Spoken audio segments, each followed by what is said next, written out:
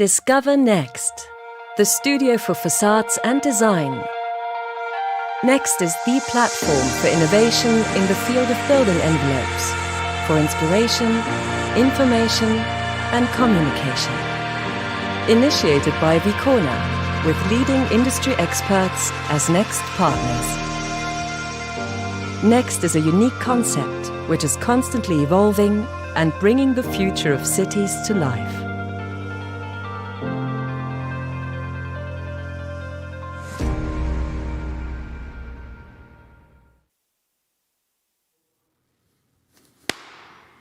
Dr. Bilow.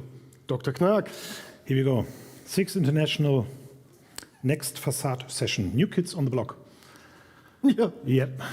Christian asked us to design, he's standing there, design a new layout of the next generation of people talking about facades. And we asked people which are inspiring the next generation, coming with ideas, starting to blame us for the mistakes. They're actually friends. It's a family. Yeah. In principle, they allowed us to invite friends and family to gather together and talk about what we've done together and what they're up to now. Thanks, Christian. Talk's going to be 15 minutes each. We're going to be sharp to make sure that they're really crisp. We're going to have some questions. Marcel is reading the chat in parallel and is going to have some comments about that as well. There will be short discussions. So it's 6 people to talk. Then there will be some merchandising in the end. And then Christian will announce the next one, which is the setting for today. So who are we? I have the honor to introduce my friend Marcel Bilow, Dr. Bilow, Dr. Bakileb. We know each other since, what, 20 years, kind of? Most likely. Most likely. Was started in Detmold. Yep. I actually was in Berlin, got a phone call from Ernst Tevis. Marcel, do you want to run student assistant for Ulrich Knaack? Is that the guy from Aachen with the glass? Oh, I'd love to. We had a lot of, thanks. We had a lot of fun running our first seminars. And then it continued. Academic development. He did a PhD. He's now Mr. Bakileb. I think we traveled thousands of kilometers in the car next to each other. The car thing is a good one. That always came up. Many books, many projects. Okay, stop here. Marcel, you introduce yourself and you do your show. Off you go. I have a short presentation. Tells a little bit about who am I, and a short lecture about the Bakileb. So in principle, a short lecture about failure and why failure is always an option. Within our chair, the chair that Tilman Klein runs, Building Product Innovation, we run research on several levels.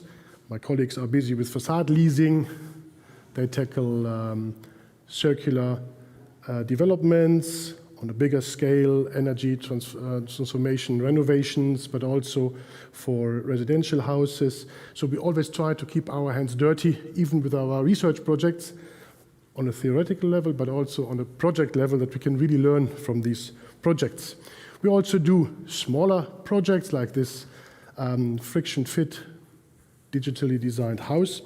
And of course, being in a university, the TU Delft, together with Uli, we have published lots of books for education, for the research we do.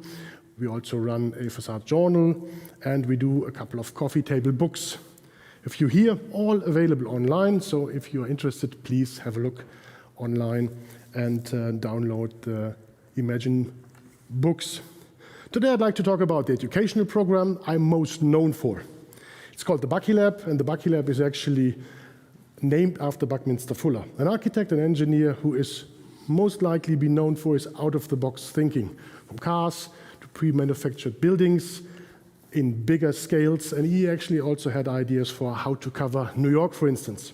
What we took over from him is the idea of whatever you can imagine, you can also build. It's a hands-on educational program, first semester in our master program, and it's really sometimes getting your fingers dirty. We build prototypes, no matter which material thrown at us, we will try to do the best out of it, and as a usual outcome out of these courses, which run up to 60 to 80 students, we team them up in groups of 2 and 3, sometimes 4, and we develop facade, most likely sunshade concepts. After the fire of the TU Delft, we have to reinvent ourselves. I was not the most happiest guy at that time. We lost all of our big metal workshops, and we had to think out of the box, even for the workshop. I'm always fascinated with these Dakar and race teams having a mobile workshop, and so we started also to build our own mobile workshop. Having all the equipment we need in these boxes, today we are able to make every location we want to our workshop. So therefore you see us in an abandoned warehouse or in the summer in the tent. But back to the original story, while failure is always an option.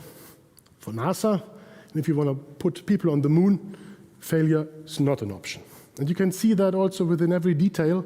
For instance, here, the escape hatch from the Apollo capsule, these are engineered to zero failure. Failure is not an option, especially if you put man in a rocket to the moon. For the Bucky Lab, it's a different story. I'd like to quote Adam Savage from the Mythbusters by saying failure is always an option. So within the course, we discover, experiment, and make. And in principle, I'm there in order to make sure that we are able to create an environment in which you are able to learn from your mistakes. I've brought a couple of projects with me to show this approach of teaching and learning with your own fingers. These two brave guys, back then, they developed a sunshade that becomes more transparent the more you stretch, based on the idea of this air-filled balloon. Very quickly you figured out that if you stretch a fabric that becomes more and more transparent, it starts to tailor, means it leaks the sun on the sides. They looked for ways in order to find out what to deal with, and we find the perfect solution in the elastic parts of men's boxers. Put this together with a stitch that is also flexible, and you are able to create a sunshade that, when lowered down, you are able to stretch, and therefore you are able to increase the transparency, and therefore you have more than one state of a sunshade that is either low or down, up or down, but also change in this transparency. And here we go. Next, for instance, is foam. We had students fiddling around with a sunshade that has to deal with less mechanics. So these two brave students came up with an idea that is entirely filled with foam. So whenever you need privacy or a sunshade, you're able to fill up the cavity with foam. I have to tell you, within the research process, the workshop stinked like hell due to the fact that they used beer as the foam solution. Wasn't that easy. Rotation, for instance, another very common idea we used often. These, for instance, students, they developed a mechanical solution that is able to rotate and therefore allow to change the transparency and the amount of shade you're able to provide within the facade. As you can already mention, in a system like that, there's many moving parts, and they also won the prize for the most parts per square meter. Most likely not a good idea, because they are very prone to failure. But let's stick to rotation. For instance, the effect that you are looking into a fan blade, while rotating, it becomes transparent. We have checked this in the laboratory, and no matter what, if the fan is rotating or the fan is standing still, it shades the same way. So it's an optical illusion for the human eye, and therefore the students figured out how can we actually apply many of these little blades onto a facade that are then spun by the wind and become transparent. So imagine you're looking out of this building, and whenever the wind starts turning them, you're able to look freely through. And they will also illustrate the moving of the wind alongside the facade. We had difficulties already with our 64 propellers on the wind to get them oiled nicely. Otherwise, they made such a noise that it was unbearable to stand next to it. So therefore, we're still looking for solutions like that. But what if you are able to create an element that moves fast enough, that it tricks the human eye, fills a square? So we come up with this frit pattern that wiggles very fast and therefore becomes intransparent for the human eye. Works quite well. Noise is a problem, and if you look too long to it, you got dizzy and have to vomit. So therefore also not the perfect idea yet. Hair is something that seemed to be also very interesting, following the biomimicry. Nature knows it all. I have my doubts every now and then, but these two brave students, they fiddled around with 100,000 glass fibers poked into a plexiglass sheet, and then you are able to create a window that redirects the sunlight into the depth of the room, or using in the nighttime when illuminating the frame also allows to use for natural daylight. We had a nice, wonderful idea with soft robotics, silicon fibers with 3 pressure chambers that are following a surface in the back and controls airflows, and you're able to redirect the fibers of this facade in order to shade and reflect the light wherever you want. The moment someone called this project the dildo facade, the idea was dead. Unfortunately. Hair that grows is maybe also an idea. These 2 students learned a lot about fluid dynamics in order to deviate the different diameters within a tube that allows you to create a sunshade that grows according to the need. And I'm I have my difficulties in order to explain how often your building needs a haircut. And I don't know if you are able to recycle that. So in principle, small ideas that become to big projects. So we had students who come up with this handful of origami, but within their time, they developed these details up to a level where they actually draw a double line for each of the layer tapes, the tape layers, which ended up in a huge collapsible dome. Within the Bucky Lab, we often work with various companies.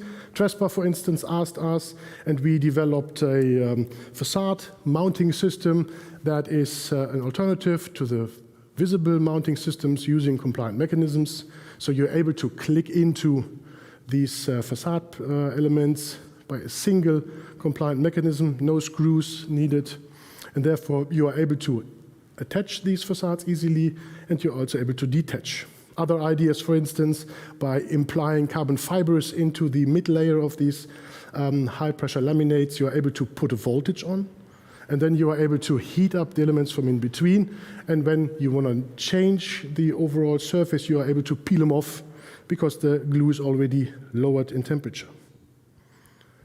We also thought about how to build with these second-hand facade plates that already fulfilled their life on the facade in order to build houses, maybe for the people in need.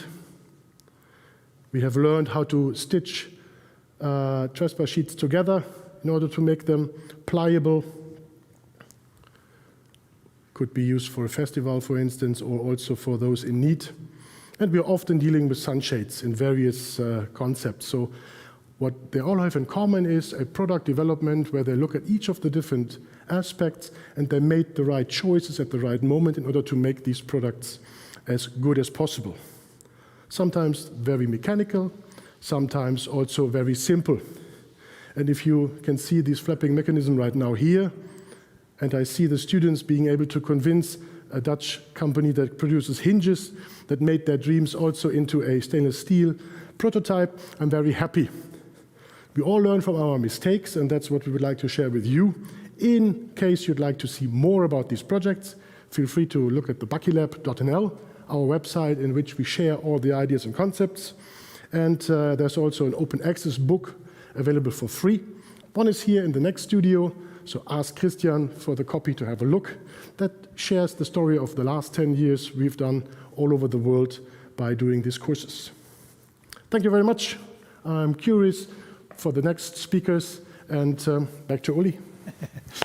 As this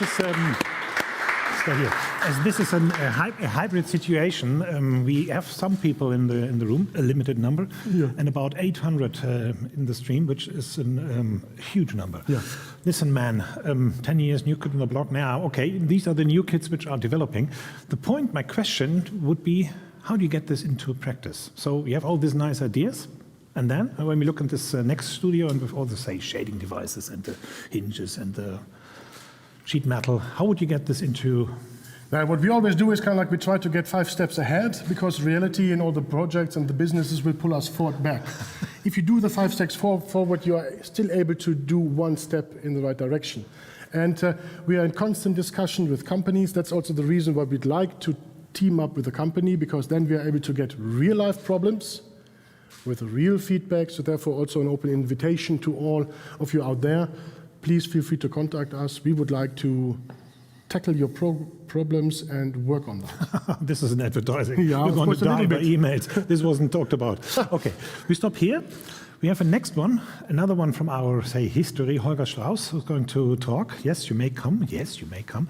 He's the one who actually got this. You both remember very well when we talked him into this, doing this PhD about 3D printing notes. Huh? We were one of the first universities in Denmark who got actually the hands on a 3D printer. Back then, 40,000 euros machine, we got even more building material. And then everyone was asking us what this coffee machine is doing in the basement, and Holger actually jumped on it. And at the very end, even did his PhD on that technology. Which is exactly what we were talking about, moving from, say, university and weird ideas into practice. Off you go. Okay, Uli, Marcel, thank you very much for the invitation and the chance to talk on the next studio occasion. So, as they already announced, the topic today is 3D printed facade joints and their impact on future building envelopes. And I'm also presenting InnoBuild. We are located in Berlin and Istanbul, and we are a facade consultancy company doing innovative and sustainable facade design, for sure, research and development, and also we try to combine IT and digital planning. So, Istanbul and Berlin, just to give you an impression on where we work and who we are 12 specialists with over 25 years of experience in facade planning and consultancy. We have international projects on 4 continents, and as you see on the pictures, there is Berlin for sure, our headquarters, Frankfurt, where we are today, and there's also Istanbul and, for example, New York. And overall, in the last years, we planned approximately 2.5 million square meters of facades, so that represents a little bit of the expertise that we have and bring to the projects. But also, in our work, we are fostering the circularity, the circular economy in the facade industry. So the building sector, as we all know, is responsible for almost 60% of the overall waste production in Germany itself. And waste, in our mind, is a design failure. And the building sector is also responsible for almost 40% of all CO2 emissions in Germany. And this, we all know, has to be stopped by the industry that is causing these problems. And as we are part of the industry, we also like to be part of the solution. But coming back to the topic of today, talking about the new kids on the block. So, as Marcel already explained, 3D printing and additive manufacturing was very new technology when we started to investigate into it. And this is already 15-something years ago. And back then, the hardcore experts in the field of the very new niche technology told us, you're absolutely insane. You will never print aluminum or steel whatsoever for facades, you funny architects. So we developed the first ideas. As you see on the pictures is the problem statement of stick systems and very, let's say, crafted joints on the build site instead of system solution. And the very first result of the ideas with 3D printing was this mock-up that you see on the far right, which is the first merge, digitally merge of the Knaack Alcoa back then AA100 facade stick system, which was an initial idea and was then further developed. So we held on to the funny ideas, that is for sure, and afterwards developed from the basic ideas a reliable facade component and principles of construction for additive manufactured facades on the background of these early ideas. In this case, you see the result of the cooperation with Knaack Alcoa, the Nematox 2 facade joint, which is actually the development of industry and academia. And it was finalized with my PhD thesis in 2013. It's called AM Envelope, and it's the first additively manufactured steel facade node as the proof of concept back then. As you see in the picture, we did only a small mock-up. It was only like the proof of concept for the initial idea. And unfortunately, back then, Knaack Alcoa underwent massive changes, and at this point in time, the idea ended in a CEO's drawer somewhere, so it disappeared somehow. But Uli took up the challenge and further developed at TU Delft the initial ideas that we had. And so you see just some examples of what came out of the very first years is on the left, the 3F 3D facade node, which was developed by TU Delft master student Bayu Prayudi. And on the right, you see the so-called notable facade node by TU Delft researcher Lia Tramontini, which is now followed up with the company Janssen as a combination, already a combination of their system offering for their FIS facade solution and connections and an additively printed facade node. So, as you see, the good ideas are developed further, and on the left there's another example, which is a few years later, 2019.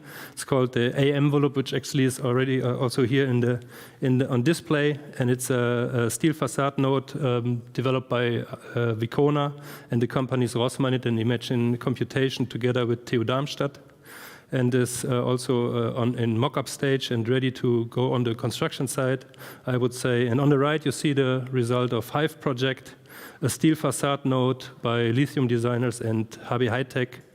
So various teams took actually the challenge to go along with the technological development of additive manufacturing. In this case, they benefit from the bigger print envelopes that developed over the years, the faster processes, also the more reliable materials, and for sure the lower prices compared to when we started it. And finally, more trust from the experts that it could work. So 15 years after our initial idea, printing a very cool facade is now everyday life, I want to say. Also, you see that all major brands recognize the possibilities that it offers, and they work on their own solutions. So in these pictures, you see the latest development is the grid-to-shell system offering of Schüco 2021, and it is combining a system offering for a tessellated facade or roof system in a stick system based on the standard systems. So nobody doubts the potential for facade construction anymore, and that is, in my mind, a great result for a crazy idea. But looking into the economical development of 3D printing as well, I would like to also talk a little bit about the hype cycle of Gartner.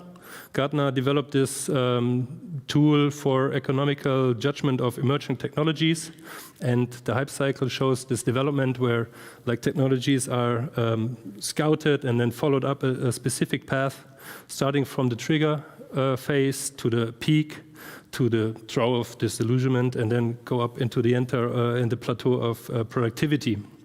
So as you can see, in 2006, when we started, 3D printing was not even on the screen. Okay, we were still very confident that it will come up, and 1 year later, 2 years later, 2008, it was on the way to the peak. 3D printing for consumer printing in this way was a technology trigger, and the hype actually began. So 2010, it was still on the way up to the peak, and by 2012, it reached the peak of the hype cycle. And by then, as you see, that by this time in the development, 2015, it had passed the peak and was on the way to the trough of disillusionment. And 3D printing was literally everywhere. There were MakerBots, RepRops, Thingiverse. The hype for consumers was really on and was really high. But industry still struggled from the still not easy to compare prices and processes, but it was on its way to the productivity. And on the far right, you see 2020, the term disappeared from the hype cycle, and 3D printing entered, obviously, the plateau of productivity. So that is the great result for the development over the years. But what's next? So what really is the impact of 3D printed facade nodes and joins on the future of building envelopes? That's the topic of today. And what's next after the 15 years of research and development? A long way for a now reasonable story. A short excursion into the facade development over the roughly last 20,000 years. So starting at the very bottom, 20,000 years ago roughly, we would start with a cave, a punched hole, a window, and then roughly 20,000 years later, 1920, the curtain wall was invented. And from that derived the stick systems and the unitized systems. And another 60 years later, by 1980, Mike Davis created the idea of this polyvalent wall, which was only a mere skin, but had all the technology and the performances in a real building envelope skin. Never realized because the technology was not that far by the time. But from that idea derived a double facade system, the component facades. And as we've seen it 15 years ago, by 2020, we should be able to reach the freeform skin. So roughly 22,020 years later, we have reached the predicted freeform skin as we've seen in the Schuko image. And nobody would have expected that 10 years ago when this thesis was formulated. But it became reality from funny idea to system offering. Looking into this development, what is next after this? So we have to really be aware that from this freeform skin, we have to further develop because we are in 2022 and we've reached the predicted form, but the objectives did change massively over the last year. So we have to work on new ways to reach the 2040 aims for carbon neutral buildings. We have the technologies to support this change, and one of it might be additive manufacturing, one or the other. But what is needed as a development for our building materials and building technologies in the coming years? And we in InnoBuild see various topics that we will follow in the next years, and one of it is monomaterial construction envelopes.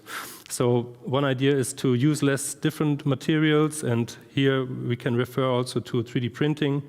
You've all heard in the news that there is now 3D printed houses, printed concrete, and actually this is an initial idea dating back to 1996, where Baracosnevis in the University of Southern California invented the back then called contour crafting process. And also, years later, this idea was further developed into building technology, and nobody doubts today that we print houses, which is just everyday life almost. And it's used to achieve also savings compared to conventional building. One could be the time saving and the manpower savings. Could be savings in raw material and also in energy put into the building site. And by the way, if you look at the vision of Baracosnevis, which was years ago, you can note that it's looking absolutely the same as it is today. So, but what is next to that? Further into the future, but also some ideas from back in the days. Another idea for monomaterial construction could be the direct glass fabrication in this case. It's already on its way, it's being developed, and it's also becoming reality in the next years. The research projects are on, and also our new PhD candidates. And you find these ideation sheets all online in our publications, as Marcel mentioned, in the various books that we published over the years. They're all results from open innovation and also workshops with students and specialists from the field. So one idea could be monomaterial envelopes, but it also needs to be looked at the point of circularity. So I show some ideas regarding the further implementation of new technologies. And in this case, for example, we are looking to use less material combinations to enhance easy recycling. And we use only recyclable materials if possible. And one of these ideas you see in the middle could be to use microstructures that are printed on float glass instead of coating float glass, because everybody knows coated float glass is hard to recycle and is ending up on the waste dump. So we have to avoid material mixtures, in this case, for example, glass and coating. Another idea could be to only use carbon positive materials. And in this case, we should be able to use existing resources and find additional performances within the material and be able to realize ideas. This one idea could be the active insulation, for example.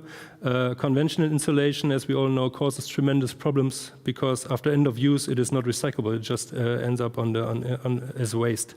Can we find smarter technology? Can we realize biomimicry in a reliable and easy way to use it for our future envelopes?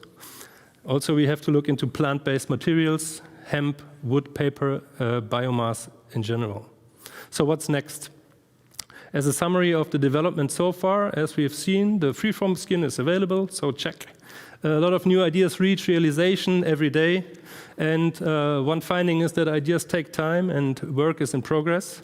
And the next topics that we see for our work in the construction future is sustainability in circular economy, new materials, and also better planning processes. So you can challenge us as we are active in research and development, and I still have a few minutes, but I'm on the way. We are active as cooperational partners with our relevant project experience of the last 25 years. We can really be involved in the everyday research projects, and we link facade and IT for more effective planning processes. Our claim is to meet challenges of today with our long years of experience, and we plan for the future of our children, and actually that's our aim, in a circular, climate positive, and joyful way. Even though we are not really new kids on the block, you can get in touch with us for your cooperation, ideation, and your project demands. My name is Holger Strauss. We are InnoBuild. Thank you very much. 15, 16, 20. Have you seen? He used all the pictures from our books I already shared. My name is on the books. Of course. But the craziest thing is, these books are already out there for free, to download for free, since years. And back then, you're totally right, 15 years ago, they told us crazy, stupid, to think about 3D printed nodes. And you just made the proof that, yeah. We're still here. Yeah. We're still here. This is lecture 1 or lesson 1.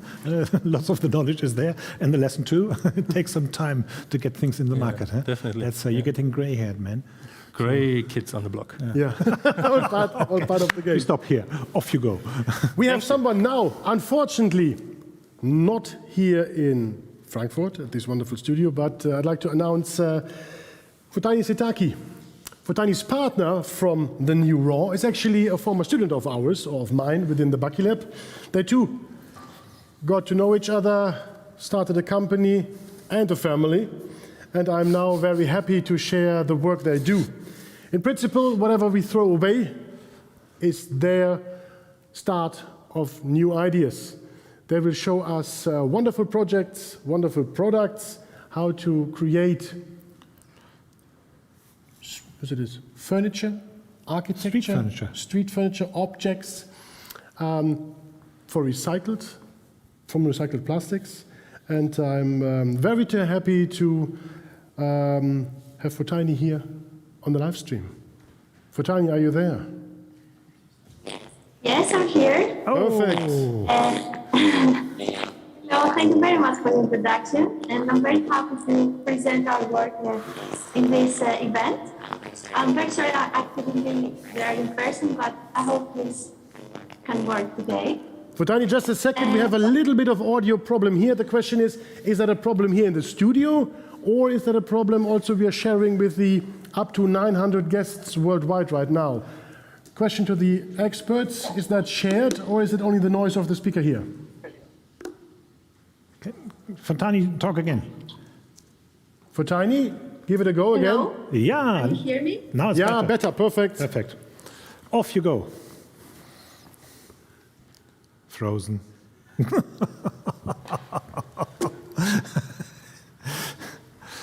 Let's see. We count till 10 and then we try again. Yeah, precisely.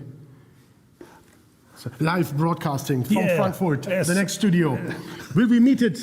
Foteini sitting in Rotterdam, the most beautiful city in the Netherlands. Internet isn't their strongest point.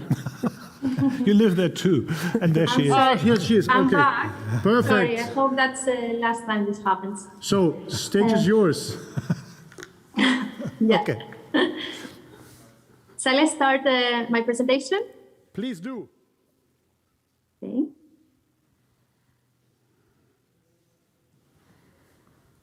Looks promising. Here we go.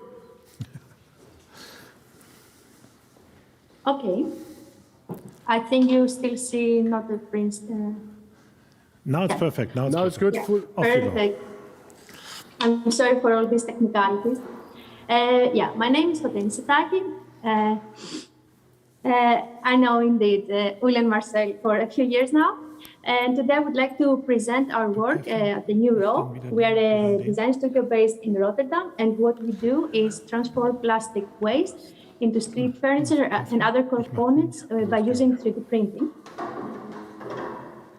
Here you see myself and my partner, Koen. Both we have a background in architecture. Though on our daily life, what we do is experimenting with different types of plastic waste and try to find new applications of it by taking advantage of new technologies and developing skills that we call digital craftsmanship.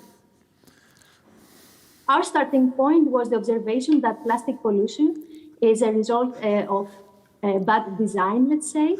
So misusing a material that is, let's say, engineered to last for very long in single-use applications and not designing a full system that can absorb, let's say, finished products in order not to create, these kind of results that downgrade the quality of the environment and of our lives.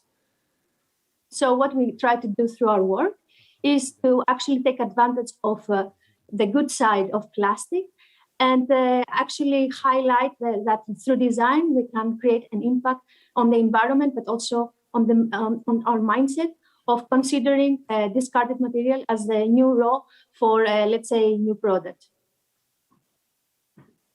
So through our practice, we really focus on locality and the idea of transforming locally, let's say, resourced plastic waste, and by using local skills, new technologies, and design, upgrade the quality of our cities by creating products that are locally sourced and produced. In other words, what we do is closing the circle of plastic waste locally by using new technologies like robotic 3D printing, and at the same time involve the user in most of the steps of the recycling process as much as possible. Of course, it's easy to say, but also hard to achieve. Plastic is one word, but at the same time, it's so many different types with different properties and challenges when 3D printed, but also very challenging to, let's say, source the material in a high quality so that it can be printed again. Plastic waste, especially when it comes from post-consumer sources, it might be contaminated with food or other contaminants, and that makes our life not so easy. But at the same time, it is possible by using new technologies to add value to this discarded material, and in that way, let's say, have a positive impact. The steps we follow for recycling are the standard steps for mechanical recycling, starting from sorting. That's very interesting when it comes to sorting packaging, because usually they might contain so many different types of plastic. For example, this bottle has 3 different types of plastic. The cup, the body, and the sticker are 3 different types of plastic. So we need to separate those as well in order to achieve high quality products at the end. Then comes washing, shredding, and in our case, we are ready to print. We are printing directly from plastic threads from 3 to 5 millimeter size. And in that way, we skip the steps of pelletizing and filament making. And therefore, there is less energy involved in the recycling process. This video shows a bit in steps what we do. So basically, the sorted and washed plastic waste is shredded. We create the granules, and then we directly feed the printers.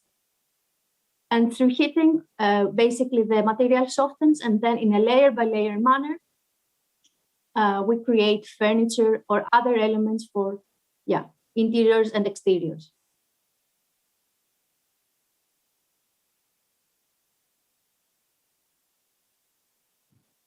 I talked a bit about the different types of plastic. Very important for us is also the source of plastic. It might be from the cities, but it also can be from the seas. Or also from industrial lines. It's important for us to know where our plastic comes from, because then we might guess better what kind of challenges we might face during the printing phase.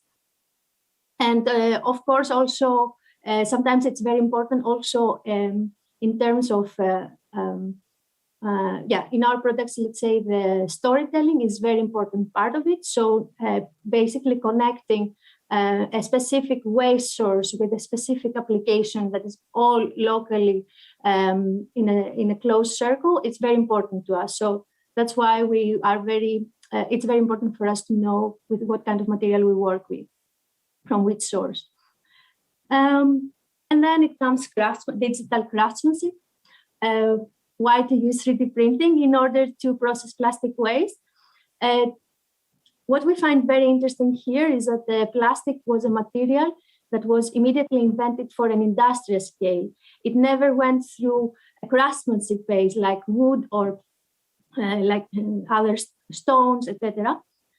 So there is an opportunity here by using actually robotic fabrication techniques to explore craftsmanship possibilities of this material and create qualities that were not possible before.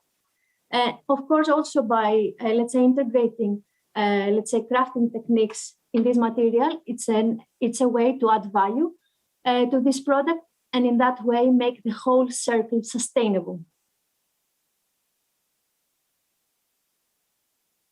So we work on this topic since 2016, for a few years now, and through the years, we have done a lot of experiments. For example, we were able to print with different layer heights, wall thicknesses, colors. It's very often that people think of recycling as something that is only dark gray and brown. In our case, we are able to also play with different colors, but also create textures that might, remind you more of natural materials, for example, because of the different grains of colors that come in or textures. Also by having the control of not only from the design, but also of the toolpath creation, it is possible to create, layers that are non-planar, and that way, create some interesting textures or follow in a smart way geometries. If the sorting is good, we can even achieve transparent, translucent results in certain cases, and then create effects like weaving. That, for example, this texture I show here might let the light go through, and in that way integrate functionalities in a standard layered surface through an aesthetic approach. Also, it is possible to create, for example, panels for interiors, etc., with different cavities that could be useful for installations, or use the color as a way to, create unique components with a gradient approach. I would like to show you a bit how we have managed to apply this knowledge through our project. This is our very first project actually we started with, was the XXX bench, we called it, and we did it with AMS Institute for the municipality of Amsterdam. And here it was our very first step where we were trying to prove the concept, whether it's possible to 3D print with plastic waste. And this had a more like, the design here wanted more to show that it can be something playful and had an educational character. Since then, we have developed a lot of more furniture and techniques. Here you see a project we did in Mechelen, this is in Belgium, where a new neighborhood of the city, the habitats started collecting plastic waste in order to make the new furniture of their neighborhood. So they asked us to develop a design that would blend in a very subtle way in the neighborhood, using colors and volumes that come from their facades, for example. So we collected material and created this series of benches that was placed along a bike lane in Mechelen. And for each bench that we created, we recycled 120 kilos of plastic. What is very important for us is that our own plastic waste, our own waste doesn't become, we don't produce waste ourselves. So we have done a lot of tests in order to see if our waste can be printable again. So for example, here you see our effort to recycle, to reuse our waste coming from prototyping while developing a new product. So on the right side, you see materials we have coming from a prototyping phase, and on the left side, the new product that we created, that was what we call a mixture that came out of our own misprints. And this gave also this kind of surprising result in terms of coloring.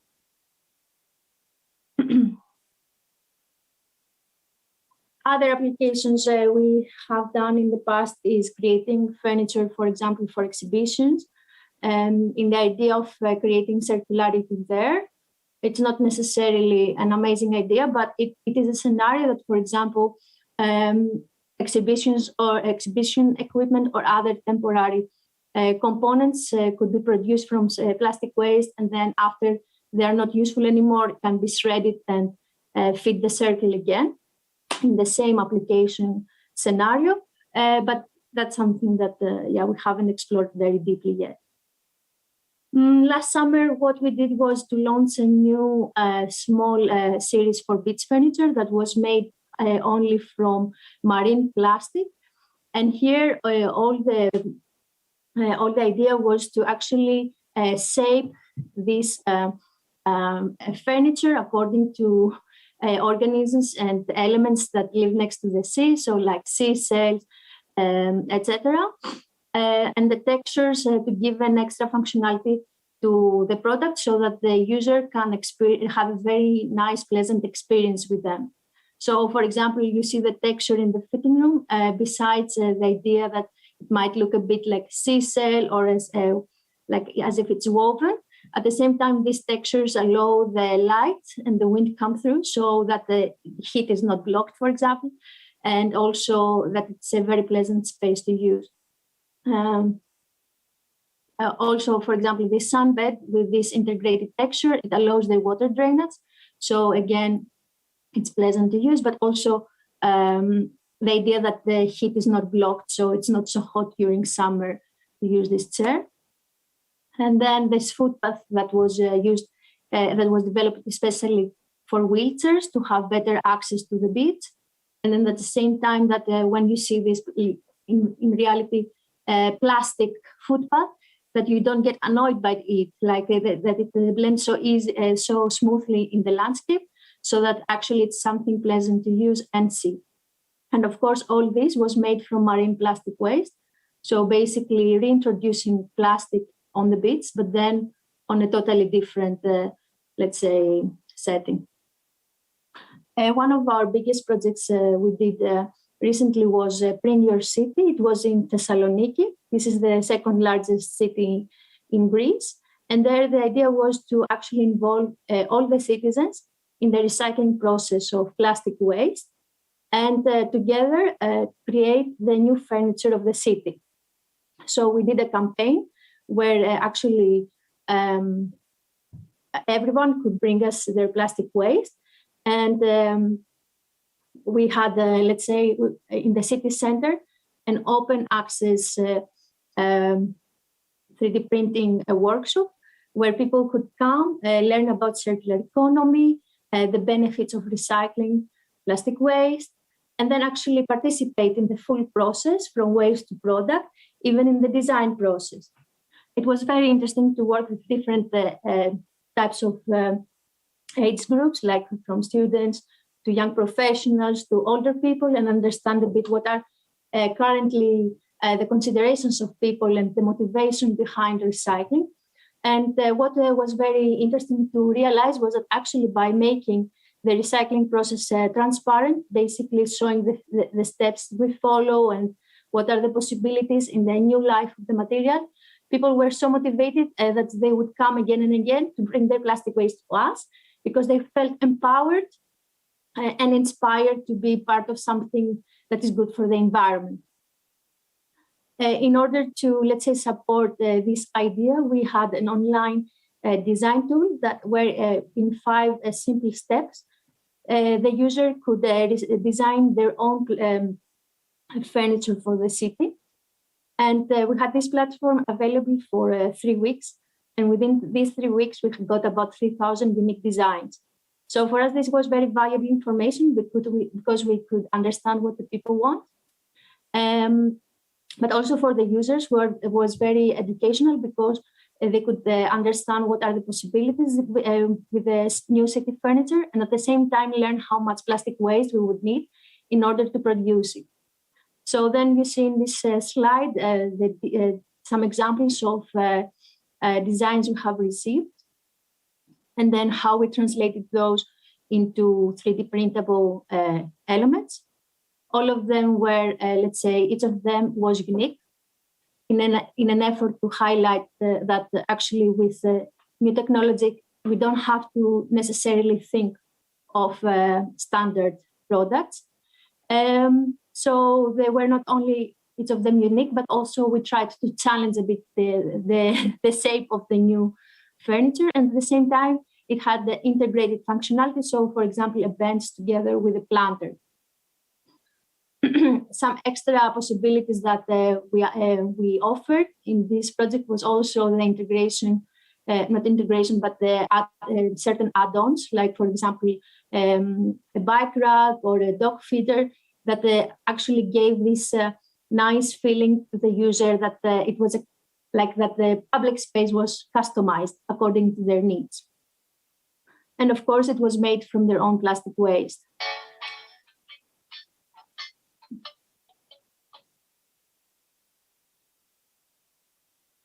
Oh, sorry. This was a video showing how we did the planting of the benches, but it's not so important. So we ran this project for 9 months in total. And during this period, we managed to print 19 benches and actually in that way recycle 1.5 tons of plastic waste. And of course, this translates to 3.9 tons of CO2 that we save because of using recycled plastic for the production of this furniture. But what was really our success, to our opinion, was that we actually managed to literally close the plastic waste locally within a diameter of 15 kilometers. So the material was sourced, processed, printed, and reinstalled within the borders of the city, avoiding strange logistics, but also very important, involving the citizens in many parts of the process. So at the end, we had really a good, let's say, impact, not only in numbers, but also the people using it were really happy and proud of the final result, because at the end it felt that it was a kind of collaborative effort. The last project I would like to show is our project Second Nature, that actually it started as a small documentary we did in Greece, where we were collecting ourselves fishing nets and ropes from on a beach, and then we were trying to make filament for small-scale 3D printing. And from this filament we made ourselves. We created a limited edition sea cells. Basically, here the idea was to actually connect the habits we have in the city with the pollution of the sea, and create these sea cells that were again crafted from marine plastic, and then each of them would actually represent the digital translation of an existing sea cell that is endangered because of, for example, overfishing, etc. And this was in an effort to raise awareness about the topic, but then we actually realized that through this we start understanding better how to work with this material, and, for example, play a bit with different textures in an effort to reinforce the structure and make strong components. And then this effort became bigger. So now we have these facilities. We run these facilities in Piraeus in collaboration with a company called Blue Cycle, where they collect ropes and fish nets from all over Greece. And then we process them with our 3D printer and create furniture for the HoReCa industry. So here the idea is that the industry, like businesses like restaurants, hotels who are next to the sea, they can benefit, get this furniture and let's say support us in the effort of having a clean sea, basically. Yeah. So that was my presentation. I hope I didn't go behind schedule. Foteini, thank you very much. Actually, while you were talking, I was able to read a little bit in the chat. Also, shout out to all the community listening. Please, whenever you have a question or a comment, please put it in the chat. We will read it and pick the nicest ones. There was one request next to many thumbs up. The people out there loved the projects you shared, Foteini. They also asked to share your address where they can send their trash in order to make such wonderful designs. Is that possible? What's the address? Is that an... Oh my God. Well, where is coming from Germany? No, I don't know. We had many people asking actually if there's any opportunity to hand in their trash. So I think it's a worldwide connection. You're going to be drowning in trash. That's a nice question. I mean, we often get plastic donations, let's say, from our neighbors and neighboring businesses, etc. But when it comes to traveling plastic waste, sometimes this is also a difficult situation because you might need specific permissions, etc. So it's a bit difficult to do it. I mean, it's possible to do it in a spontaneous way, but it cannot be like... Foteini, we got it. So as a political correct answer, it would not be sustainable to ship your waste around the world. Exact. Thanks. And therefore, they do not accept uninvited packages with waste. Let's come to that point. Okay, don't send your waste. No, but if it's an interesting plastic waste source that, for example, somebody's dealing very often, it's something interesting to explore whether this technique is suitable and then add value to this material. That's something interesting to see. But if it comes to, for example, small amounts of plastic waste, then it might not worth in an environmental point of view or all this transportation effort. Thanks. Okay, thank you very much. As we've been able to listen between the lines, it's also a local product in principle. So therefore you have to collect the waste locally and therefore also produce new structures out of that also has a meaning to those people Which actually, when I think about this, say, next showroom and all the products, the local aspect, that's something which is really new kids on the block issue. Brings me actually to our next guest, Kathryn Larsen.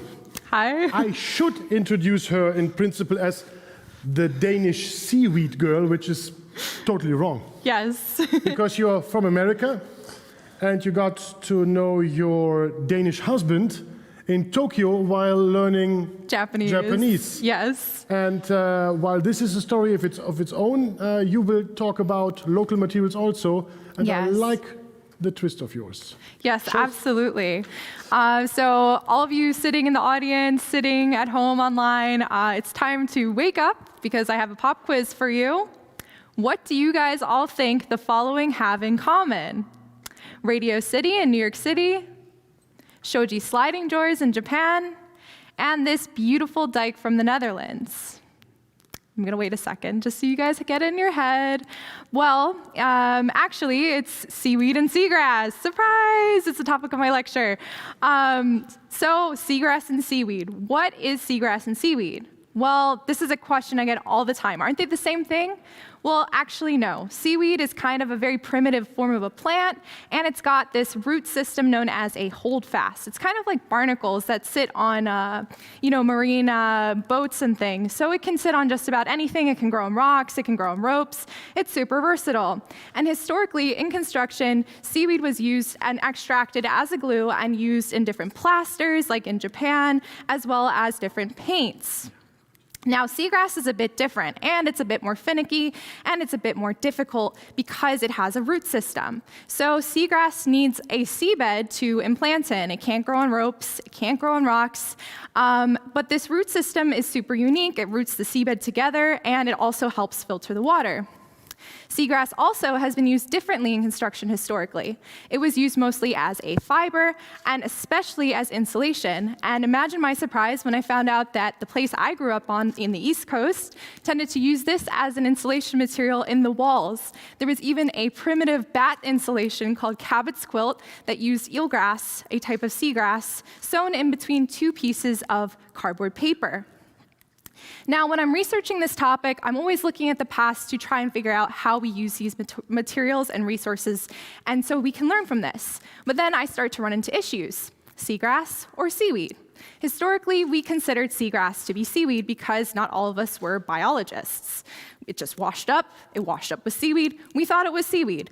Well, that requires me to go into descriptions, and if I see something that describes seagrass as seaweed as sewn in between two pieces of paper and used as a bat insulation, I know that that's likely Cabot's quilt insulation, and that is in fact seagrass, not seaweed. So there's lots of different seagrass architecture options that have been historically miscategorized as seaweed. And one of these options is the seaweed dikes of the Netherlands, which is in fact actually seagrass. Seagrass was applied in large bundles on the inside of these dikes because over time with exposure to moisture, seagrass becomes a massive solid clump. And this helps prevent the dikes themselves from erosion. But by far and most interesting to me was actually this application I discovered while living in Denmark from the island of Læsø. And it's this thatch application from the island that the islanders developed because they ran out of resources. So they turned to the seagrass, the eelgrass washing up on their shores to thatch these massive roofs. And when I discovered this, I was hooked. I wanted to know, how the heck can you build with this? How is this thatched? So I figured it out, actually. The seagrass was twisted into large ropes, and it was applied on 3 rafters. And I was inspired to create my own contemporary version of this by creating prefabricated thatch panels. I wanted to incentivize the use of this thatching technique in the construction industry again because it was such a rare and heritage application that I had fallen in love with. I envisioned that these panels could be used on roof and facade, and that they could also provide supplementary insulation because seagrass insulates comparably with mineral wool. At the same time, if it's processed correctly, it's also rot resistant and can hold up to 30 different species on the islands of Læsø in the traditional roofs. Now, what's interesting is that there's actually a seaweed house on the main island of Denmark called Sealand. That is in one of the heritage museums, and the species that are on that roof are actually different from the species on the island of Læsø. So whatever local species can take root in the roof actually depends on the area, which I think is super fascinating. Well, it wasn't enough for me to just build these panels. I had to install them outside to figure out if they worked or not. And I made this installation for my thesis at the Copenhagen School of Design and Technology, and I was very proud of myself. Oh, I did this, I built this. Let's see how it goes. And the first year, most of it was pretty good. But after the first year mark, this happened. Whoops, uh-oh, what went wrong? Why is it looking like this? I went and I touched the installation, and the seagrass actually disintegrated into my fingers. Well, this wasn't supposed to happen. It's supposed to be rot resistant. Why is it disintegrating? Fundamental issue number 1 with thatching with seagrass. You need to have a ventilation behind it so that the seagrass can dry out as it's exposed to rainwater. Otherwise, yes, it will begin to disintegrate. And one of the issues, too, is that I thatched all my panels so thinly, so cutely, well, it needs to be thatched really, really thickly.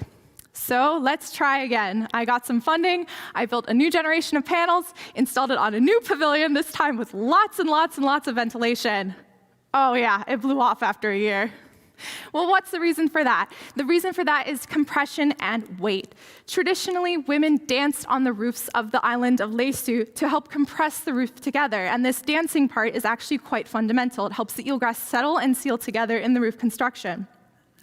I also came across this very rare heritage application from the island of Møn, where it was used on gables, and in this case, the seagrass is wrapped around these poles in the construction on the gable, on the facade, and then a twig is actually woven through the construction and pressed down firmly, which helps compress the seagrass in place. And you can see how thick this is. This is almost a meter thick of seagrass. So substantial amount of eelgrass again.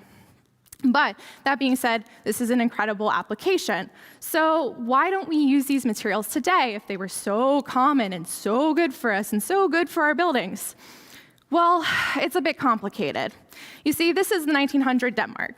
This is the seagrass beds around Denmark. Look at how beautiful that is, so green, so wonderful.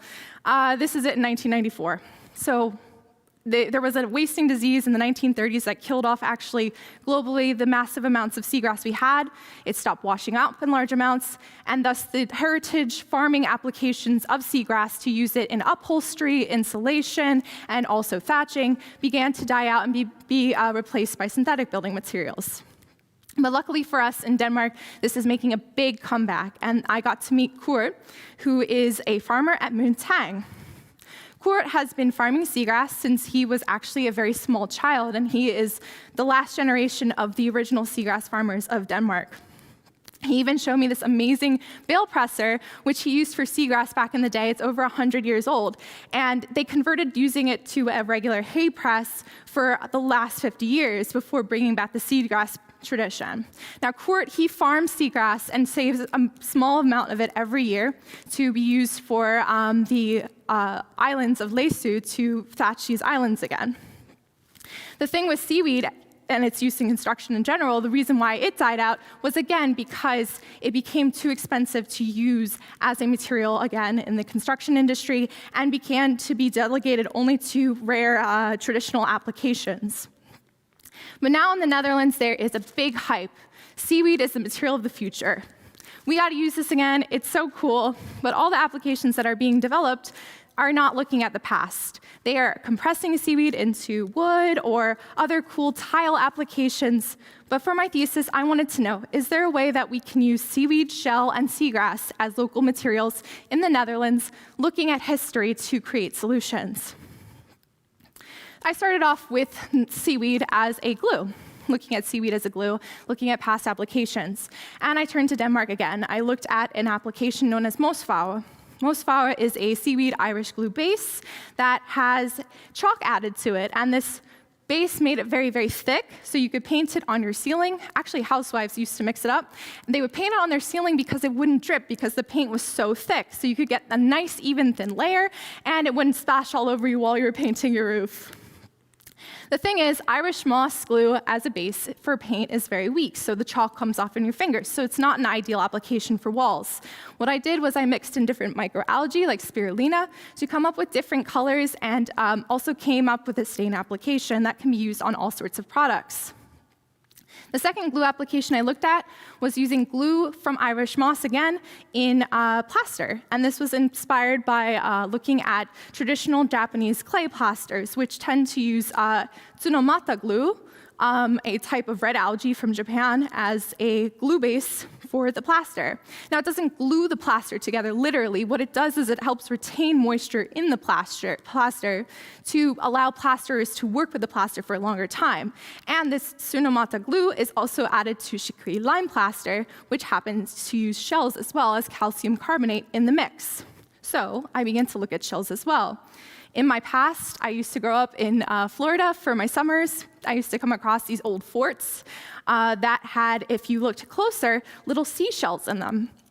Now, these forts are really, really old, so I wanted to know, why are there seashells in this gigantic Spanish fort?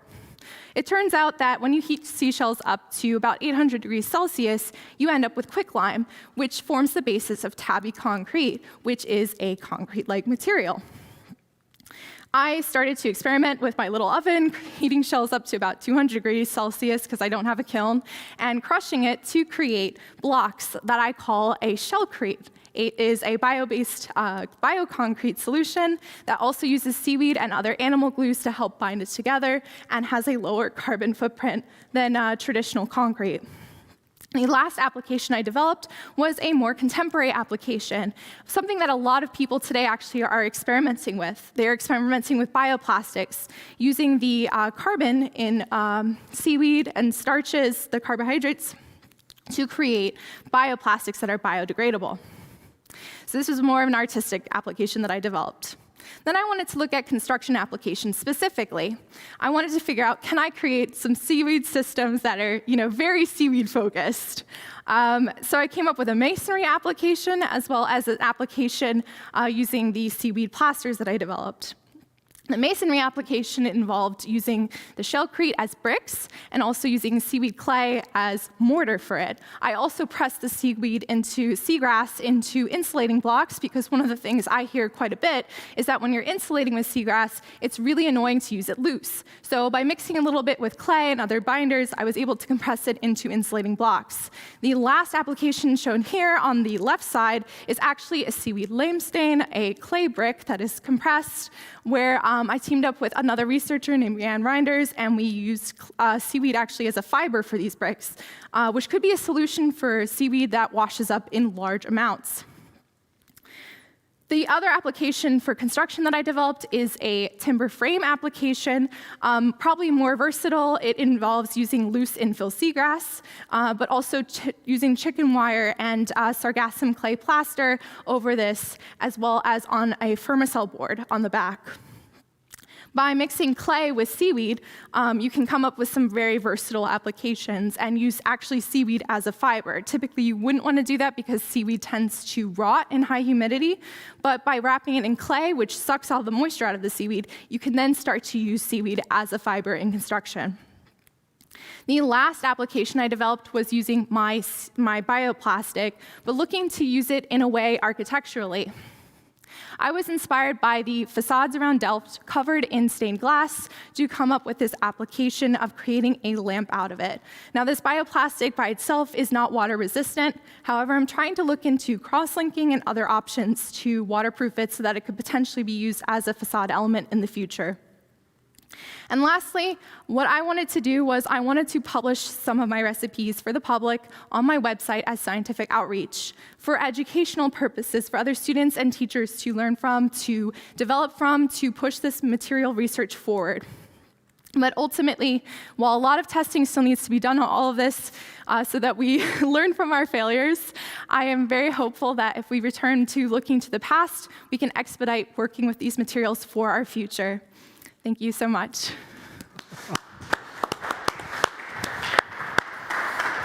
Kathryn, thank you very much. If you want to see more from her, you can actually join her YouTube channel, yes. The Seaweed Girl. It is. My YouTube channel is called Kathryn Larsen. Oh, okay, sorry. but I found you on Instagram. Yes, I'm on Instagram at The Seaweed Girl. And I've seen that you've already developing a circular business approach, so therefore we have to ask Christian if you would become the new partner here in the next studio. When would products be available? More testing is required. Okay. Okay. Especially after what happened with my last pavilions. It's good to get this experience, especially when you're young, because you start to see, things failing, but not in a way that can hurt people. And I think also, too, when I'm experimenting, I'm trying to do it in a way that hopefully won't fail, because when buildings fail, people get hurt. So that's my strategy. Thank you very much. Uli. As we said to Christian when we organized this session, it's not about aluminium. It's a different story. Really interesting. Thanks. Yes, Koen. thank you.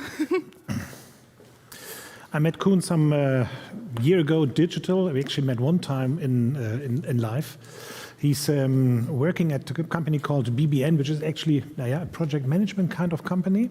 So pretty much into controlling project, controlling budget, and understanding interests of clients. That company is part of a larger environment, Oosthoff Group, which is a Dutch engineering consortium, and they have a research unit called Quake. And within this Quake research unit, Koen was one of one person applying for at least 2 projects. The one is the connector, which is not the story today, which is about 3D printing. And this one is about being outside, inside. That's an interesting one. So thinking about not the 20-degree climate, which is a standard, but somehow, what else do we need? Yes, thank you, Ulrich.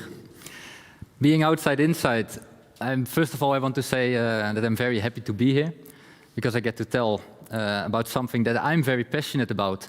And my goal today is then also to make you very passionate about it.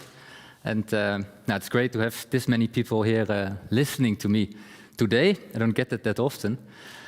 My story today is not about complex materials or technology. It's more about the philosophy on the way that we design buildings. And every story has a beginning. So I also want to start today at the beginning, at the origin of buildings. Because for hundreds and thousands of years, mankind has evolved in nature. We biologically evolved to thrive in and with nature. We started to build buildings only to protect us from extreme weather, dangerous animals, and diseases.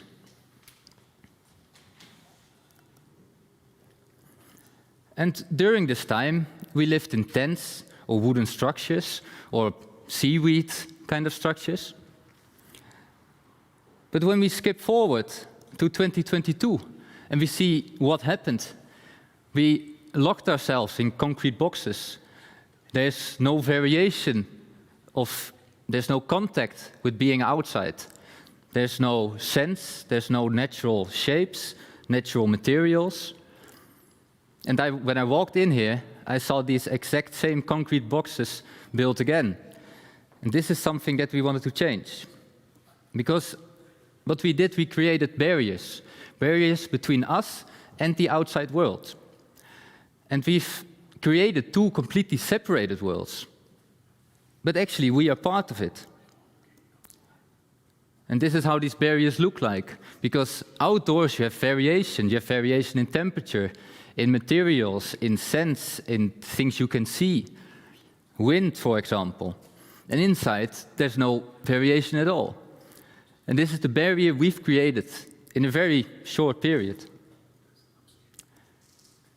And nowadays, we live 93% of our time inside these environments without any variation. For people with physical or mental disabilities, this is even 99%. When I heard this was shocking to me. And this huge amount of time that we spent in these buildings and the barriers or lack of being outside creates problems. And the well-known example is the sick building problem. Being inside too long, disconnected from the outside world, creates stress, anxiety, and health issues. But at the same time, we know that nature heals. Florence Nightingale was the first nurse who discovered this or researched this phenomenon scientifically and also applied it in practice. What you see here are sanatoria where people with tuberculosis could recover in nature. So what do we dream about? We dream about buildings with less barriers between inside and outside. Buildings in which you can experience the seasons, seasonal changes. Buildings in which we can see, smell, hear things that we can see, smell, hear outside. Buildings that we can experience night and day in. And our daily dose of weather. The sun in our hair, on our skin, and the wind in our hair, of course. But also buildings in which we can relax and energize at the right moments. Buildings that give us creativity as well as productivity. In short, I mean a building that is like a forest in spring. A forest in spring is a place where everybody can choose their own place. Seek warm when you are cold, and vice versa. Find quiet places when you feel overstimulated. Or find lively places when you are in need of inspiration. So one size does not fit all, and we know this. There's big changes between men, women, background, and culture. There's a lot of men here present right now, and a lot of us have girlfriends that like to put the heater, the thermostat, on 10. Well, we wanted a little bit colder. So this was the starting point for our search for evidence. We knew we wanted to research the influence of the physical environment on the well-being of people. But in order to do so, we needed to look outside of our technical knowledge field. We needed to look at human behavior, at psychology, health. So we started reading scientific papers, talking with experts, This helped us to spot two relevant trends in the building sector that are going on right now and that we can make use of. And it gave us an understanding of the advantages of being inside, outside, advantages of being in nature. But we needed some focus, and we decided to focus on elderly homes, and we did that for 3 reasons. First, because this is one of the few buildings in which working as well as living takes place, but also because old and sick people that live in those homes barely come outside. Like I said, 99% of the time they are inside. When they want to go outside, they need help of staff. And third, the healthcare sector has a lot of challenges. We deal in Western Europe with an aging population, rising demand for healthcare, and at the same time, a lack of staff and high rates of sick leaves. This creates challenges with regard to the affordability and availability of healthcare, and creates a new need for new forms of healthcare housing. So the first trend we saw is that the importance of climate adaptation, biodiversity, and resilience is increasing, meaning that outdoor spaces become more important. But in practice, in projects, we see that the budgets for landscape are always under pressure.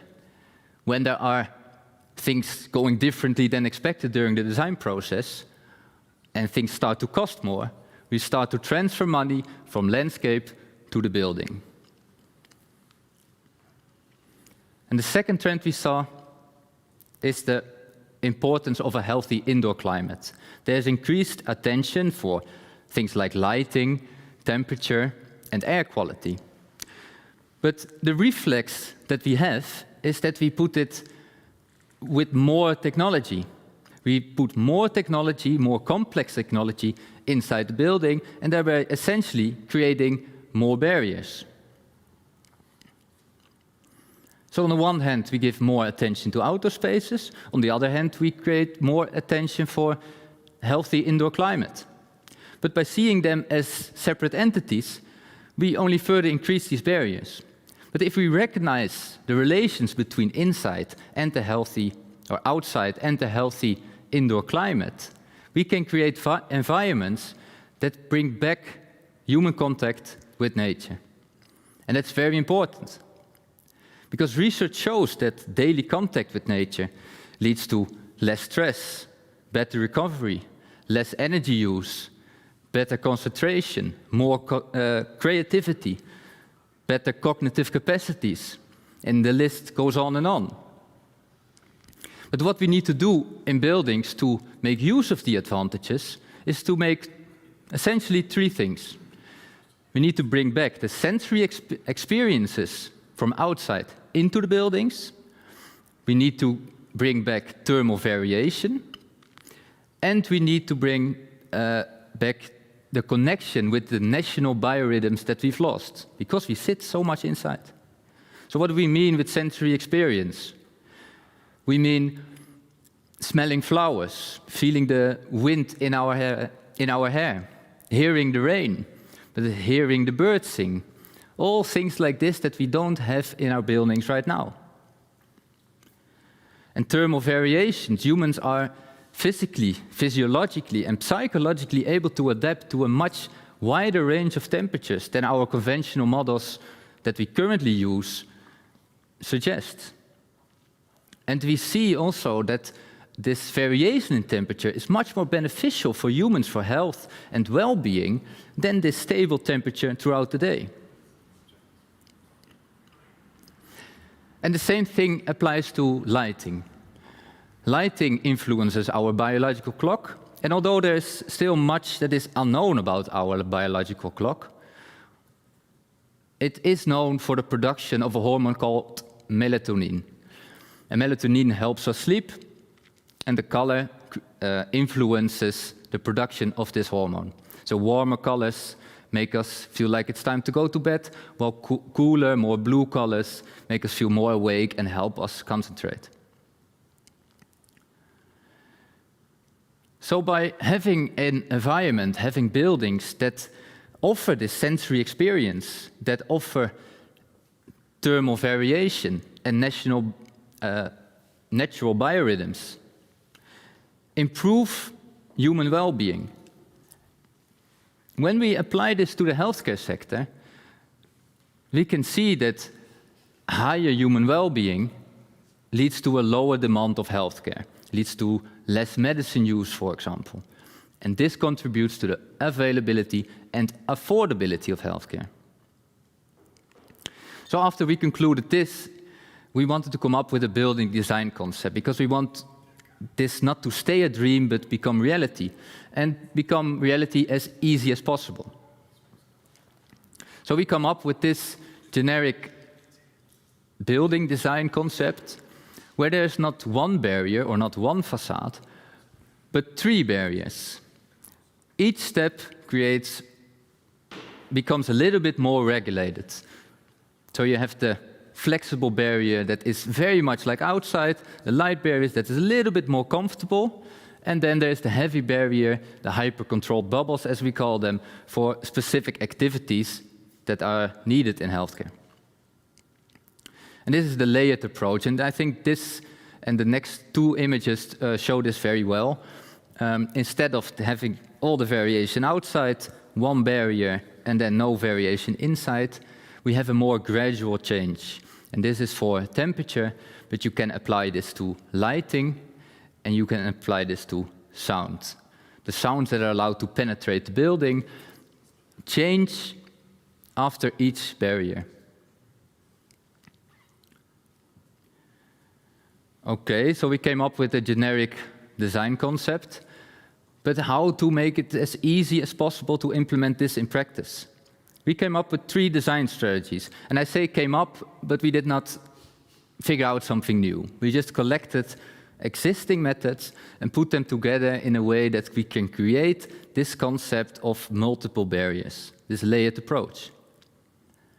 And the first strategy is seducing people to go outside by creating outdoor spaces that are as attractive as possible.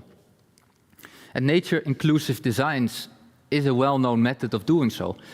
It's very important that we see humans then also as part of nature, and that's something that we forget right now way too often. For example, experience gardens for people with Alzheimer, or places for growing food or taking care of small animals.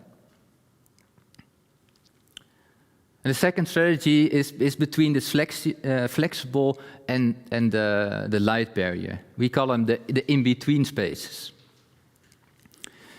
There's natural climatization, passive heating, passive cooling. And these are places where people can go and enjoy the feeling of being outside, but without actually having to go outside and need help putting their jackets on, tying their shoes and stuff like this. So people can go there independently. The third strategy is, if you have this light barrier or this heavy barrier, create this as natural as possible. And there's 2 ways of doing that. First one is the biophilic design, which is about 3 things. It's about having the physical presence of nature, for example, plants, or it's about mimicking nature by having natural shapes or materials that we find in nature, or it is about an engaging spatial layout. And actually, it's all 3 of those. Then when we do control our indoor environment, let's do it biodynamically.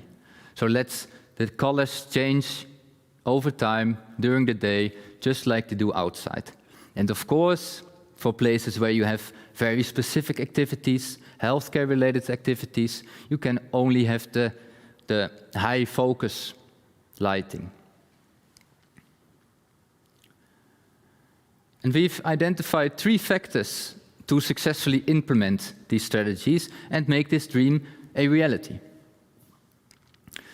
First of all, it is very important that you offer people the highest degree of personal control.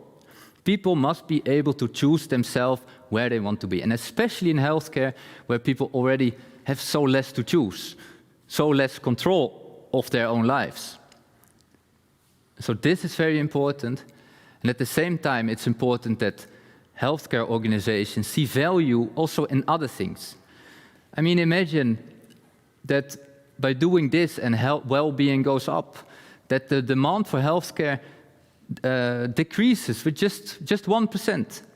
Can you imagine how much money that saves on staff that is needed, or that staff can spend more time on each client, more quality time? And last is something that also affects you. And I wish I could see you now, but then I could hear you maybe think, Scheisse, it's also about me.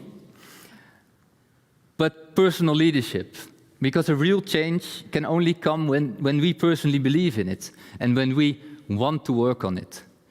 And make the necessary, more often organizational changes, or changes the way that we calculate things, more than actually doing something new.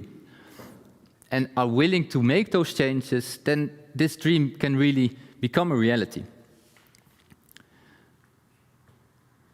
So we have this dream, we have the strategies, but we find us in an engineering world, and things need to be proven with data, need to be measured, and needs to be predicted when possible. So what we do, we have 2 case studies. The first one is the Floriade here below, which is a pavilion that is designed based on the concept or the ideas of being outside inside. And we work together with the University of Wageningen to measure the effects that it has on the people that use it. And at the same time, we have a very different building in Amsterdam. This is a mental health institute where people are dissatisfied with the way their building works. So they're looking for a new building, and we do that the same. We measure the effects on the people. So you get 2 completely different outcomes, hopefully. So I would like to end, and I see Ulrich and Marcel standing here already, by asking you to join the movement and to come up with ideas and how to bring this in practice. And thank you all for this. Thank you. When I saw your presentation, I felt like, how are you're working at a project manager's company, they talk about money. So the obvious next question is how to measure value. I'm not saying money, how to measure the value. Yeah. That's going to be an interesting one. And that is an interesting one. There's a lot of things going on already by measuring lower demand in healthcare and expressing it in money. Mm-hmm. But that's definitely something that's going to be really an issue too. Yeah, to translate it into hard euros is the most convincing, unfortunately, in the end. Yeah. Okay. Thank you. Thank you very much. Last but not least, Jürgen Heinzel. HPP Architects, in brackets. Actually, we met Jürgen how many years ago? Well, we met him close to 20. Close to 20. Yes. He was a student of ours in Detmold, and when I got the world's first or Germany's first university 3D printer, he got very big eyes. Yes, I remember that. And one. he was actually back then model. already the computer nerd, and he had a love for Dutch freeform architecture. And Jürgen, you're going to hate him. Go on, Marcel. Put it all out there. At the very end, he came up with the design. We sat together for nights to make it waterproof. That's the term for fixing 3D models that has to be printed. Yeah. And then we started a 96-hour print, which was a massive block, and you made one of the most incredible 3D printed. We didn't have time for failure. Architecture model. We superglued it together. I still have that one. with small pink people. And this was the showstopper. In Detmold, we exhibit or expose all the architecture design, and there's a walk past, and there was always a crowd around one table, and there was his design. I still have the pictures. And it was no matter of time that he got it. I have a job at you in studio. Yes. And today I'm curious about what happened. Yes. Within the last 20 years. No. I know a little bit. But he's grey-haired. Yeah, go on. Looking forward, floor is yours. Great, thanks. Thanks to both of you.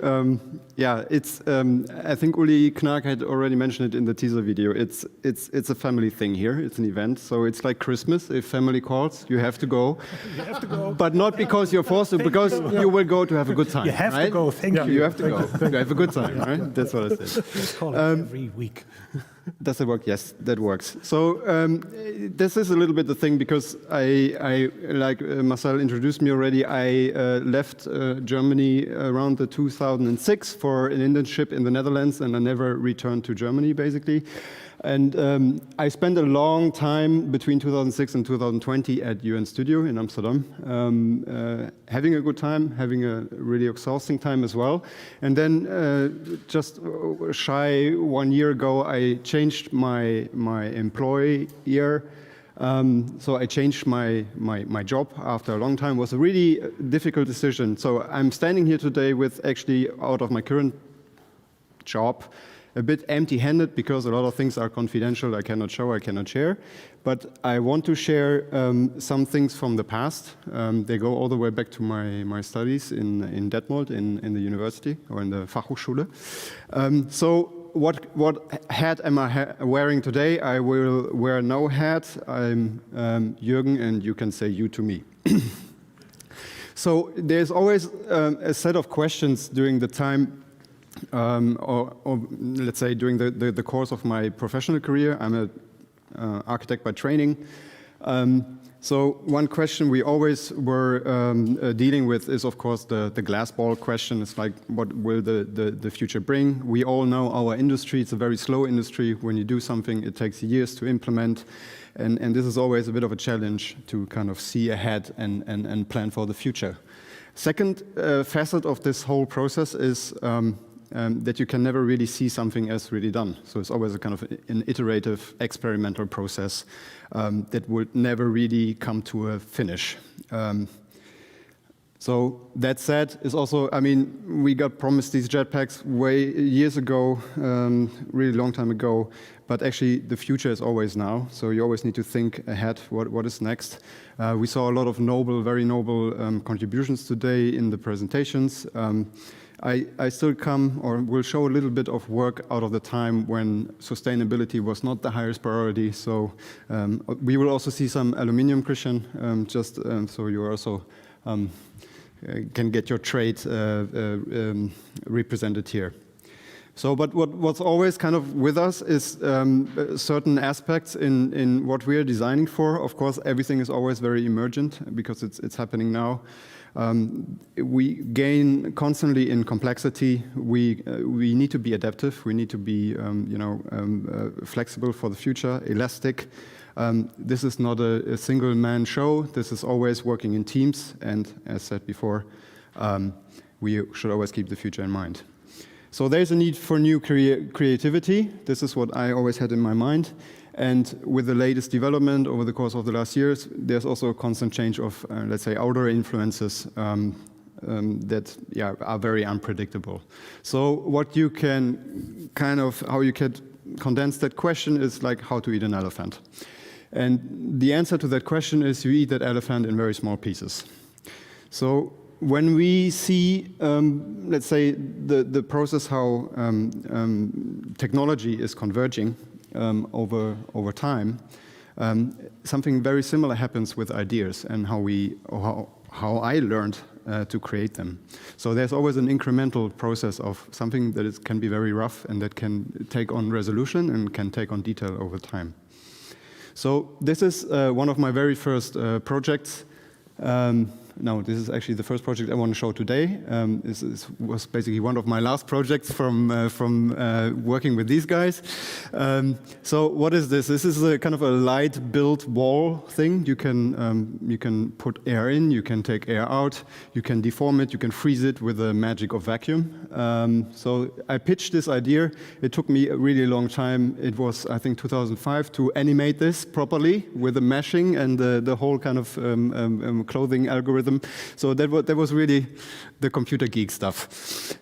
So, like in the Bucky lab, you do first concepts, proof of concept. How does that work on a small scale?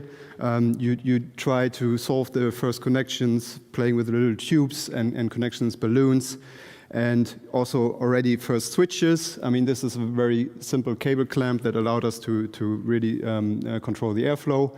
And this kind of led us to a shopping list back then. So the magic trick with this was Knaack, which is the shower curtain from IKEA, which was the transparent one, and a very commercially available vacuum sealer. So this was kind of, giving, probably that plastic is nowadays recycled in Rotterdam. But the second component are these balls, the water balls, color of choice. So we were able to choose. Green was very popular back then, also with Marcel Bilow. It still is, I think, right? And then the third part is all these kind of little tubes, which we found help in the medical department. So we found a shop in the neighborhood which had all these kind of little parts and drippers and infusion materials. And then we needed somebody for the switchboard, which was basically a simple copper pipe with some valves on it. We needed that and somebody with like serious copper soldering skills, which again is Dr. Bucky Lab, Marcel Bilow, and last but not least, the appliances for air in and out. So how does this work? That was our Bucky Lab back in the days. You put this all together. You can see in the little detail in the lower left, it was pre-smartphone area. Vitamins were there as well. We had everything there, basically. Some detail shots. So the most intricate thing was kind of how to seal that envelope, how to make these connections, how to bring the tube in where you don't want to bring a tube in, how to kind of control all these kind of switches and drippers. And we really managed to kind of put a wall up there. The vacuum cleaner was constantly running, but it helped. So, and I also got some fame out of this. Of course, as Marcel said already, it was only a coffee table book, but yeah, for me it was quite a big deal to be on the cover of one of the series of Uli and Tillmann and Marcel books. And then we jump from, let's say, something very small to something very big, because this was about the time when I started working really in the world of architecture, which I started with like a mega project, me coming out of the province in Germany. I could never imagine somebody is as crazy to build something like this. But we got commissioned in 2007 to build this kind of close to 400,000 square meter multi mixed-use development, which has basically everything inside. So as you can see here, this is a bit of a kind of a program explosion. It has anything from commercial program over offices, over residential, over roofscape, spa, wellness, everything you can imagine. So it's basically a city in the city. And of course, you like I showed the light bulb, you get closer, you develop the concept, and then you start also developing and engineering this big machine. Back in the days, I mean, today there's probably a little bit hope for artificial intelligence and machine learning. I don't know how accurate it can be. Back then we had no clue whatsoever. It was even the time before there was an actual working version of Grasshopper, so we were all working with like VB scripts and programming to kind of eat that elephant. Since we talk about the elephant, I want to give just one example because I think this project would just could be presented for days because there's so much detail into this. But one of the major steps, also as I showed before, an elephant wants to be chopped in small pieces. We also need to kind of decompose the different systems and design aspects we wanted to solve. And we formulated a very simple kind of design loop within this. So it's basically you come with a very open, free-minded design intent. In the design development, you put the more accurate tools on it, the more sophisticated tools, and then you cycle this through that loop of engineering, documentation, and finally, or eventually, the construction on site, which is still something, or back in the days, was still something very analog. So the people were with construction drawings on site.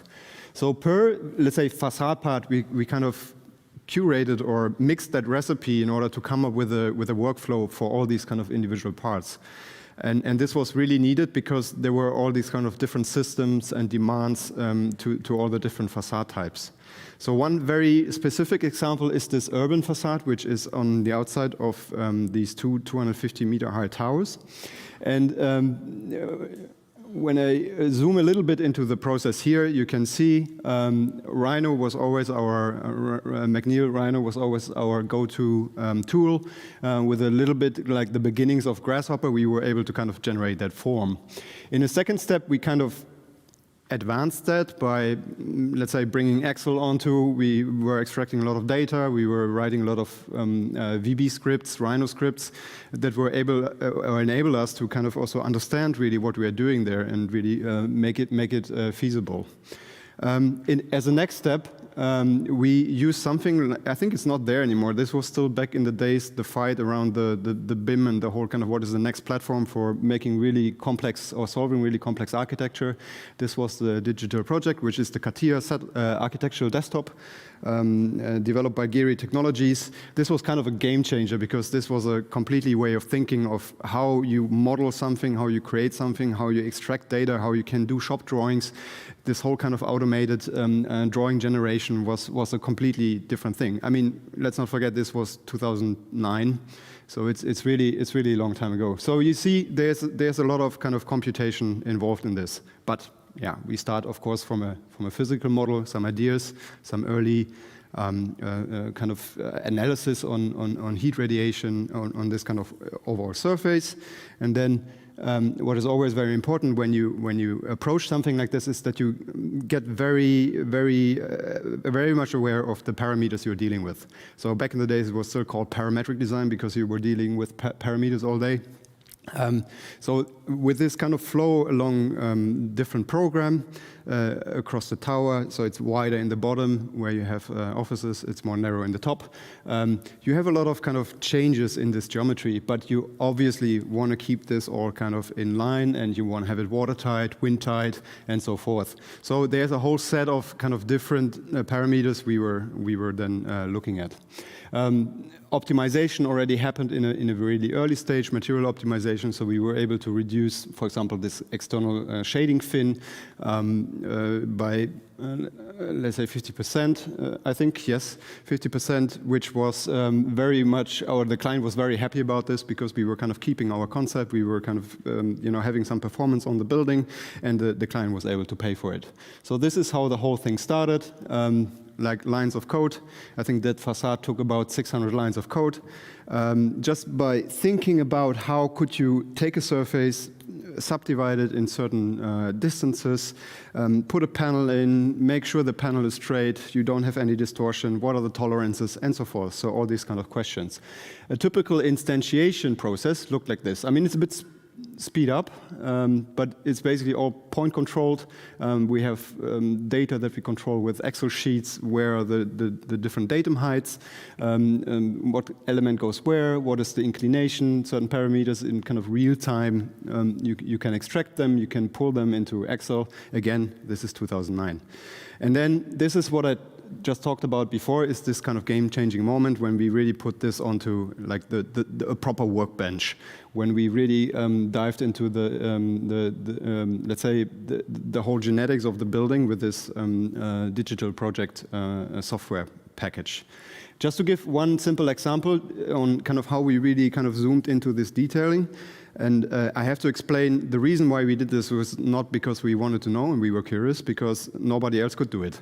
So if you want to kind of make something really complex and special and new back in the days, you needed to also be able to solve it. So this is why we really had to dive deep in all these kind of different parameters. So when we take this facade, there are, of course, in the unit system, how is it unitized, what are the different angles, inner angles, outer angles, tilt, all these kind of different parameters that are of course also influencing each other.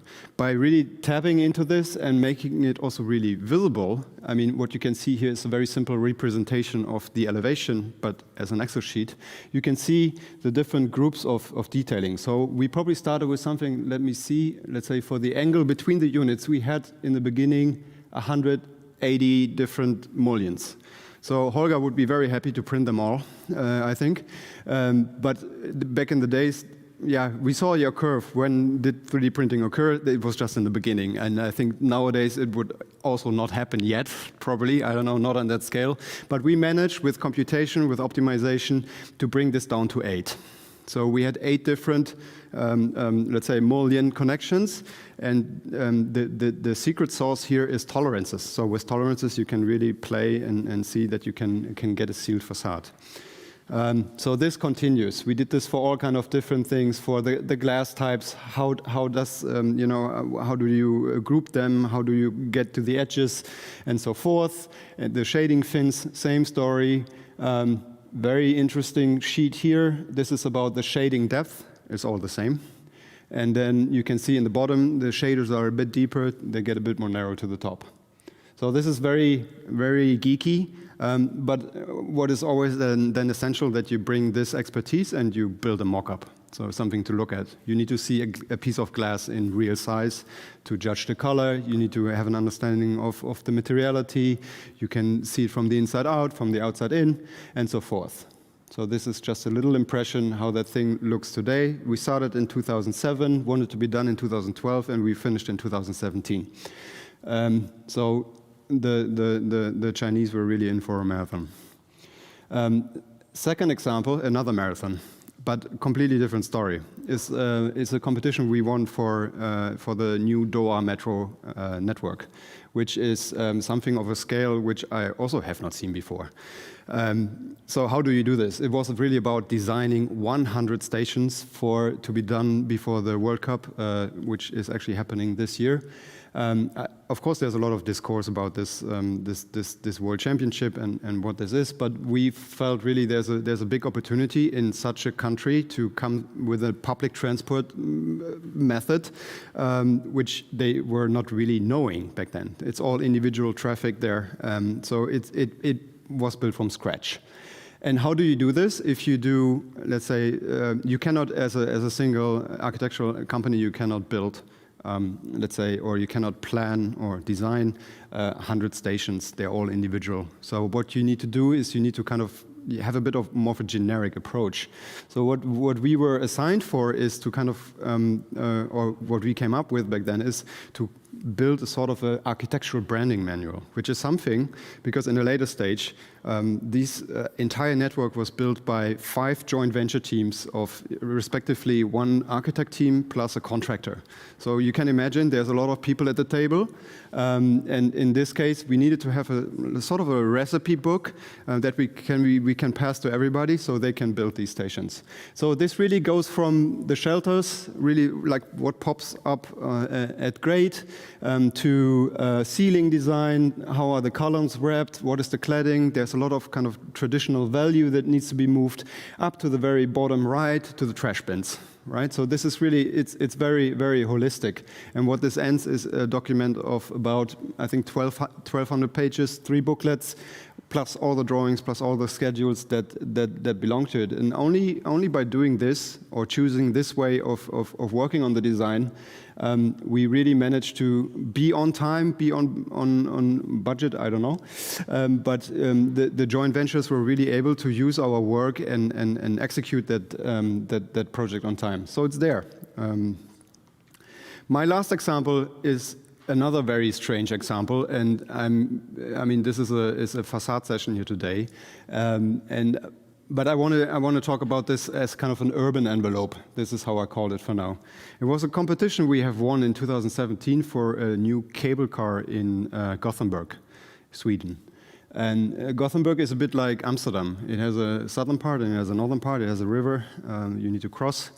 It was actually my first experience with cable cars whatsoever. I'm absolutely convinced of the technology as a public transport.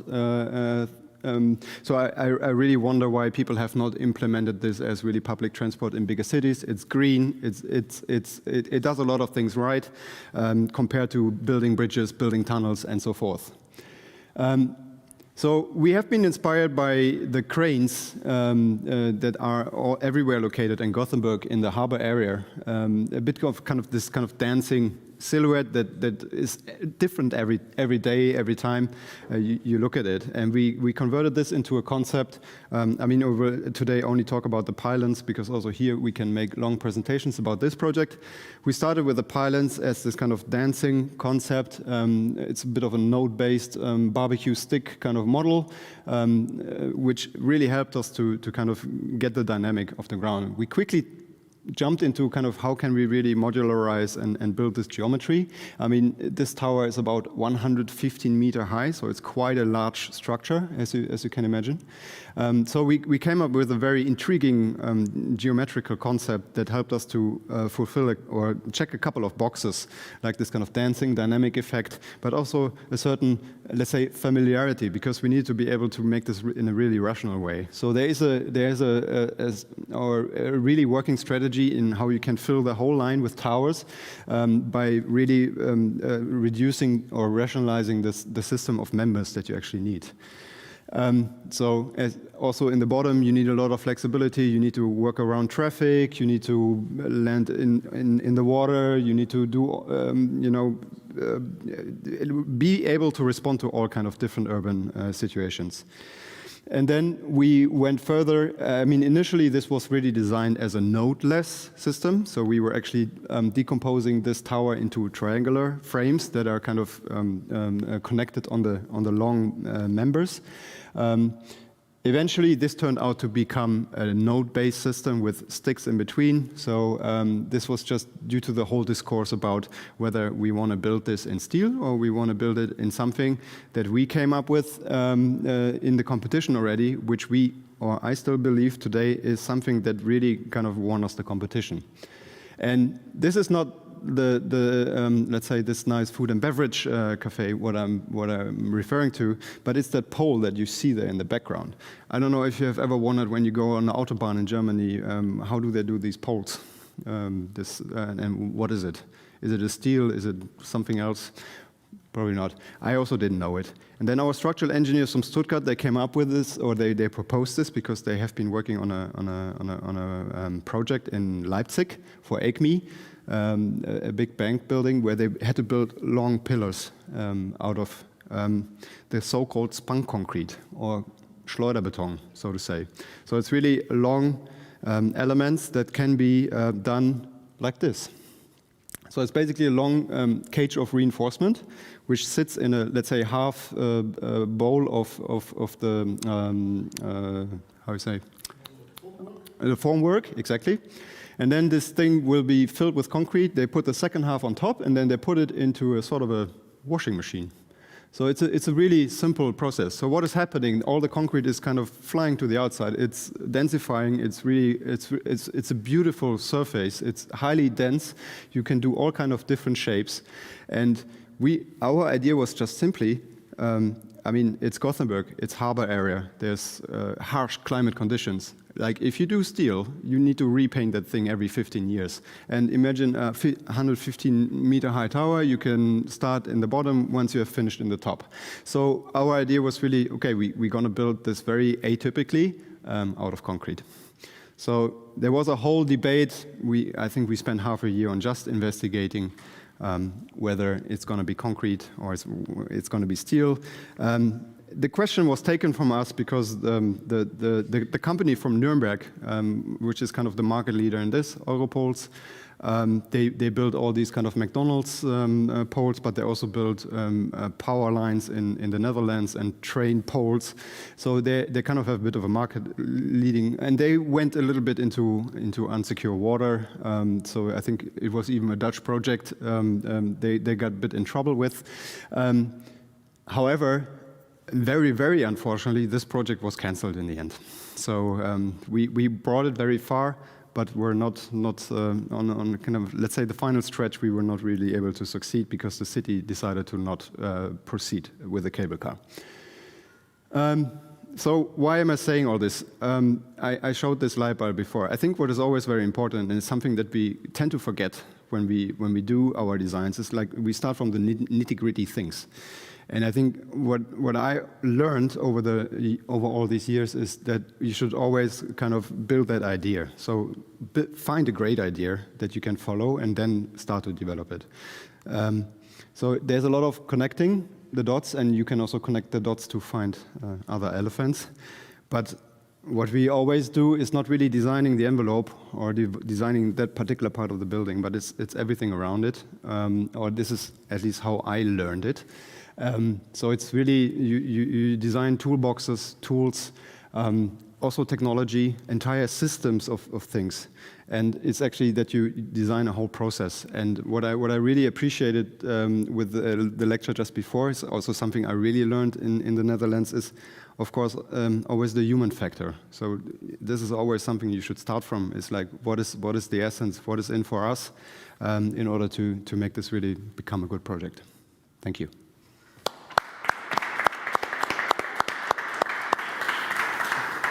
Thank you very much. Very nice presentation, and yeah, questions? It's a story. It's a story of yours.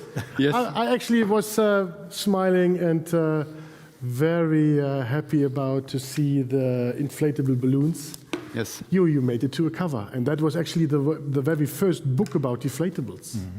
Yes. Still is one of the. Was only one page in Herzog's PhD about deflatables.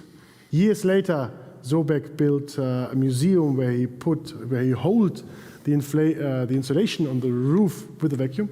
Yeah. But yeah, crazy project. I still remember and love looking at the pictures. And the cover is hanging next to my workspace. I see it every day. I like the picture where he has still hair. Yeah. It's a different. It's a different Jürgen. It's a different Jürgen. I once had hair. Yes. He once had hair. Even the mobile phone was different back then. Okay. Okay. Well, thanks. Thank you. We're on the track to wrap up, and that's what I have to do in this. So what did we see? We saw education. We saw 3D printing. I'm still apologizing, Werner, Christian, no aluminium, but we talked about it before. Werner's there. He's going to get to the stage in a second. We saw being well, Koen. We saw natural materials. That's also something which for sure for industry is going to be really something which is leading. And we saw the design interest. And what I also learned a lot is what we call that the new kids on the block. Some of them are already a bit gray-haired, which means that it takes some time to get certain things into the market. This 10 years, which really takes time. Well, that's a point. I'm not sure if you have all that time at all places. So yeah, but I also think it's a lesson you have to learn that impatience will not bring you there. You have to. Well, if we have be consistent, you have to wait a little bit. 15 years from concept to a first marketable 3D printed node, and still not a standard. Yeah, which means ideas which we design now will be in the market in 15 years. Yeah. Which also means we have to think about, invent. But what I really like, and that's also what we try to teach in Delft, and what I also see in all of these different presentations of today is that you come to a point where you are able to argue not for the favor because we can, but because we have to. And then it's the right reason. This is super closing word, perfect. We finished here. Thanks to the speakers, thanks to the audience, thanks to Christian who pays for all of it. You have to come here now. Yes, the two of you, Christian and Werner. Werner, you have to come as well. Please, applause for Werner. Yeah.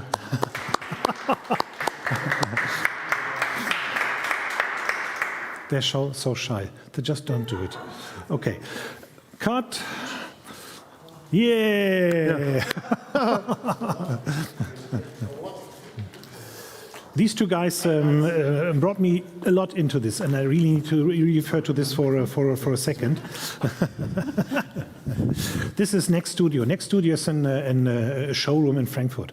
But Vicona was so smart to not make an own showroom, but also get friends in, which is actually a family thing. And sometimes people fade out and new people come in, but still it's a family thing. So thanks for this, and thanks for inviting all my family to here as well and paying for the bill. So that's a good one. Werner Jager, who's, what are you, head of Vicona somewhere in this area? What's your title? What's your official title? International Projects. International Projects.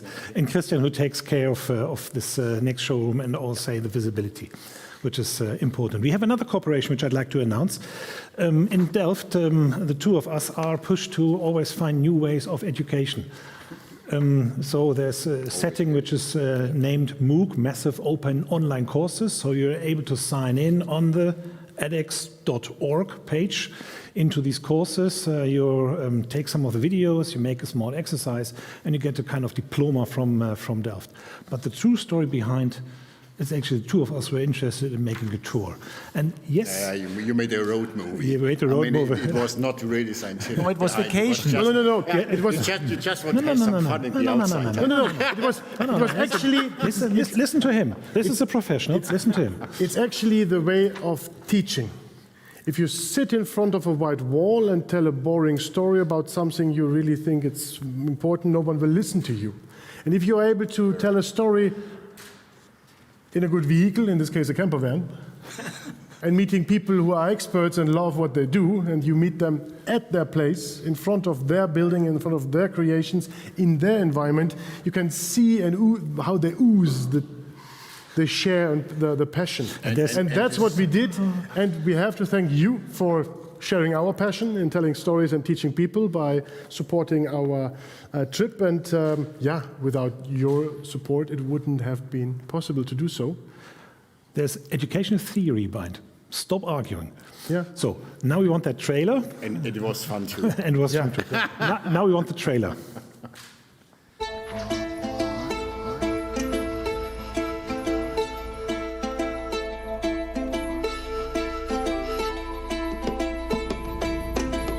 Let's go.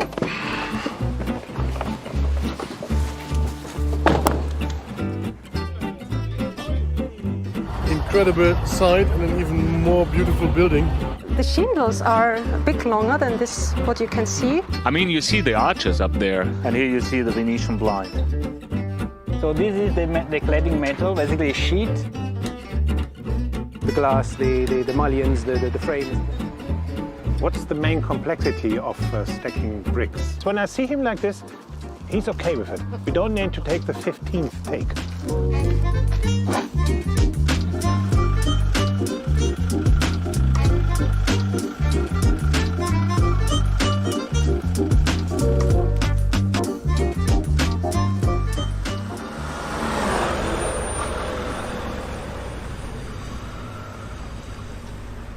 Now I have to run.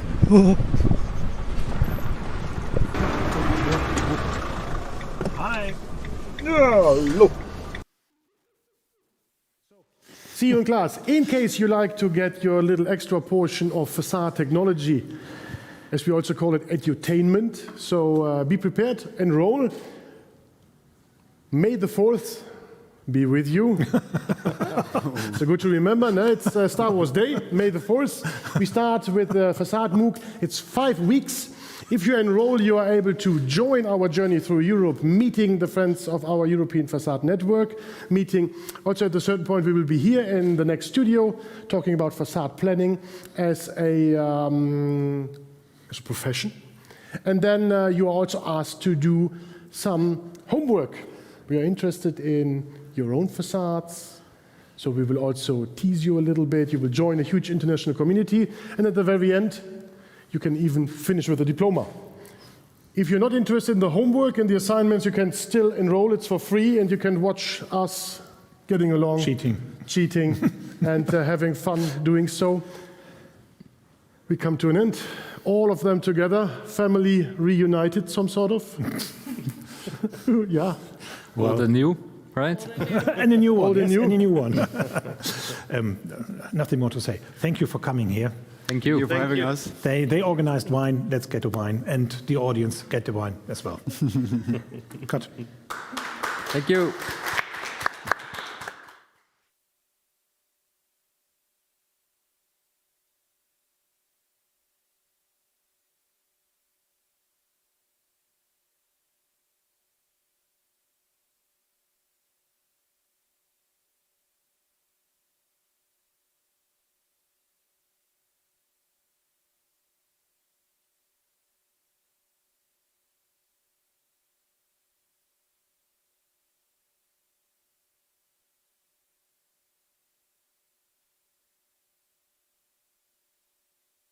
Discover Next, the studio for facades and design.